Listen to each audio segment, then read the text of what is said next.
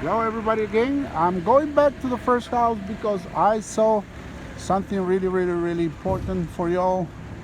I actually found a piece on the wood laying around. This is the type of rim joist that is used when you're not using conventional lumber, right? This is the rim joist or that is used when you use I-beams, right? When you use I-beams, right at the end, the rim joist that goes all the way around.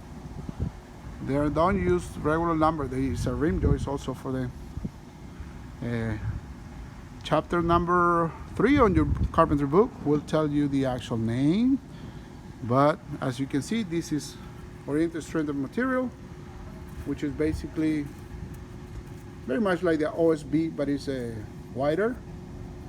So this will end as a cap for your I-wood joist. But the reason why I came here is because this is also explained on your chapter that talks about brazing, right? And there is actually a diagram that which I will go back and when I can explain with my building code with me. But this is basically what they're referring about using a brace in some point with plywood is not enough. So there is a technique that we use, especially with this large opening like in the garage, where in order to control the brace line for this wall, you can see this wall start right here, about 20 feet long, but it's almost fully enclosed by a header that we saw in the previous picture. But in this case, a brace is accompanied by also using a different type of anchor bolts, a little bit larger. So in this case, we're using straps. See, 2 straps here, 2 straps at the end, and then the combination with your plywood. But I want you to see something very close. The plywood is not cut on this side because it's not enough. So what do? Is we have a full sheet of plywood, but it's notched around. So in that case, you basically bridge the joint between your header and your jacks. See, by having a full plywood with the right amount of fasteners, then you are really bracing correctly the corner, right? So the same way happens here. See, the line is right here. I don't know if you can see it, but there is no splice right here. It's off. It's a little bit more. So it's fully braced, right? Maybe you can see the fasteners, but we have a lot of fasteners, right? 612, right? 612. Now in this case, with the upper part, again, bracing, you can do it perpendicular to the studs or parallel to the studs. So in this case, they did the sheeting part perpendicular to the studs, but the sheeting has to go all the way around the opening, right? Have to sheet the whole part. Basically, play with the whole thing. You can see it happens. There are some techniques that you can, avoid the middle part and use like foam boards or some other products that don't have a good bracing capacity, but they allow you to have more insulation on your walls.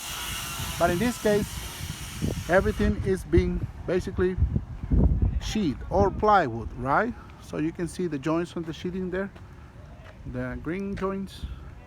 So again, we buy material from lumber yards, and you see the straps coming from the foundation system. Now in this case, the sheets of OSB plywood are not a normal 4x8 that you buy in Home Depot. It's a 10-foot wall. I mean, the first floor is 10 foot, the second floor is 12 feet. So they, in lumber yards, you can find 10 feet 4x10 OSB plywoods, and that's what you see here, 10 feet for the first floor. But you can see that on the second floor, the plywood will not reach from bottom plate to top plate, because ideally that's how you want to brace, from bottom plate all the way to top plate. That's the best bracing. So you're allowed to do this, but I don't know if you can see it, but there's some blocking between, let me see, let me zoom in a little bit. Some blocking between the studs. I know my hand is kind of shaky for so many years carrying stuff, I don't know. But there is some blocking there, so you can fill it in later with some of the plywood. So that's what you saw on one of the previous meetings, where there is a block on the inside of the wall, and then you see there is a block between them, and then later when the house goes up, it will be also another piece of plywood and continue to the second level, right? Because this house will have 3 levels. Right now you only see 2 levels, right?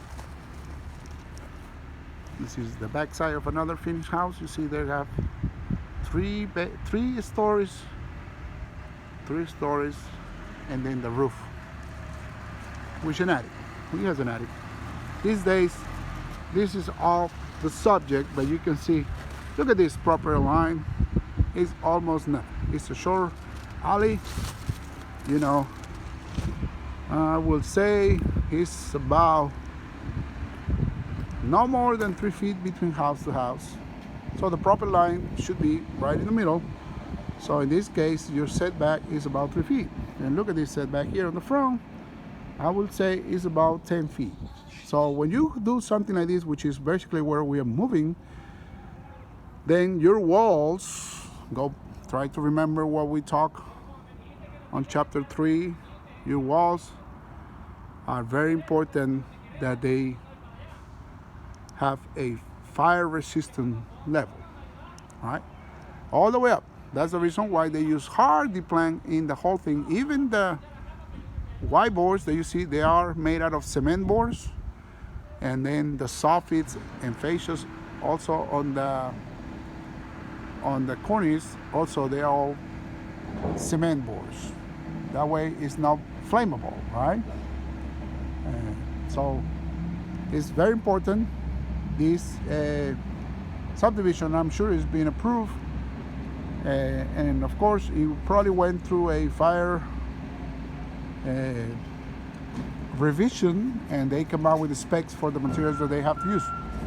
Non-flammable materials in this case, right? Everything, fire gets to one house to the other one, it will easily spread through this whole house. There are actually 3 houses here.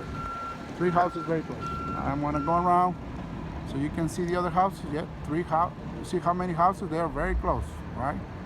Very close. Everything on the outside is a masonry material. They look like wood, but they're not wood, right? Even the cedar, the look that you see here, they are fiber cement boards, right? Fiber cement board, everything. So that's another one, just as a general knowledge. Now these houses got iron fence because those are the spec homes, but I'm sure they will remove that. So those are the models that they're selling in this subdivision. Okay.